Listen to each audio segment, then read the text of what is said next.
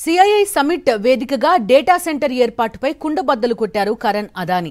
తామే data centre ఏర్పాటు చేస్తున్నట్టు ప్రకటించారు కరణ్ అదానీ. అదానీతో గూగుల్ భాగస్వామిగా ఉన్నట్టు ప్రకటించారు. సమిట్ పేరుతో బోగస్ పెట్టుబడులు పెట్టిస్తున్నారు. ఇప్పటికే ఉన్న కంపెనీలకు భూ కేటాయింపులు, వాటినే పెట్టుబడిగా చూపిస్తోంది ప్రభుత్వం. పెట్టుబడులు, ఉద్యోగాల లెక్కల్లో కూడా అంకెల గారడి చేస్తున్నారు. లులుతో మరోసారి ఒప్పందం కుదుర్చుకుంది కూటమి సర్కార్.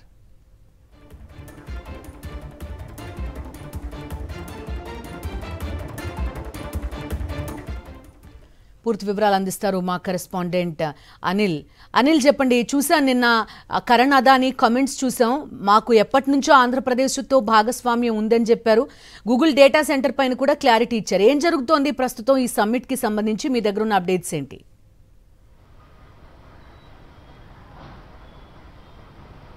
బిందు, పెట్టుబడుల సదస్సులో నిన్న కరణ్ అదానీ మాట్లాడుతూ ఇప్పటికే 40,000 కోట్ల రూపాయలు గతంలో పెట్టుబడులు పెట్టాము, అలాగే డేటా సెంటర్ ఏర్పాటు కూడా చేయబోతున్నామని చెప్పి ఆయన స్పష్టం చేయడం జరిగింది. మరోవైపు నాడు వైఎస్ఆర్ కాంగ్రెస్ పార్టీ ప్రభుత్వం పెట్టుబడుల సదస్సు పెట్టినప్పుడు కూడా డేటా సెంటర్తో పాటు డెవలప్మెంట్ సెంటర్ని ఏర్పాటు చేయాలని చెప్పి ఒత్తిడి చేయడంతో డెవలప్మెంట్ సెంటర్ను కూడా ఏర్పాటు చేస్తున్నట్టు కూడా ఆయన ప్రకటించడం జరిగింది. పూర్తిగా గూగుల్ను తామే తీసుకొచ్చామని చెప్పి ప్రభుత్వం పూర్తిగా ప్రచారం చేసుకుంటున్నటువంటి నేపథ్యంలోనే చెంపపెట్టు లాంటి స్టేట్మెంట్ కరణ్ అదానీ ఇచ్చారు.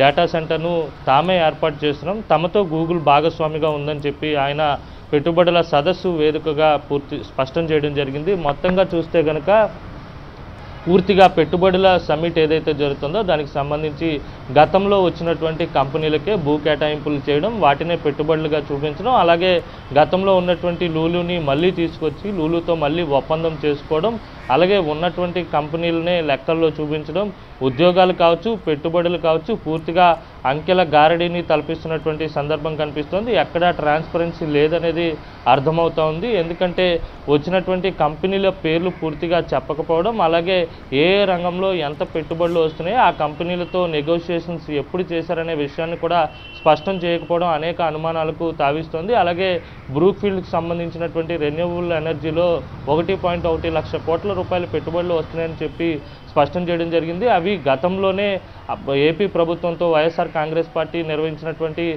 పెట్టుబడుల సదస్సు ఏదైతే నిర్వహించారో అప్పుడే ఒప్పందాలు జరగడం జరిగింది, అప్పుడే ఆ నిర్ణయాలు కూడా తీసుకోవడం జరిగింది. దానికి సంబంధించినటువంటి పెట్టుబడులను కూడా ఇప్పుడు ప్రభుత్వం తీసుకొచ్చినట్టుగా చూపించినటువంటి ప్రయత్నం చేయడంతో పూర్తిగా ఆభాసు పాలైనటువంటి సందర్భం కనిపిస్తుంది. మొత్తంగా చూస్తే కనుక పెట్టుబడుల సదస్సు అనేది ఇటు పెట్టుబడుల రాకలోను, ఉద్యోగాల కల్పనలోను అంకెల గారడీని తలపిస్తుంది అనేది స్పష్టంగా అర్థమవుతుంది. Bindu. Okay Anil, thank you.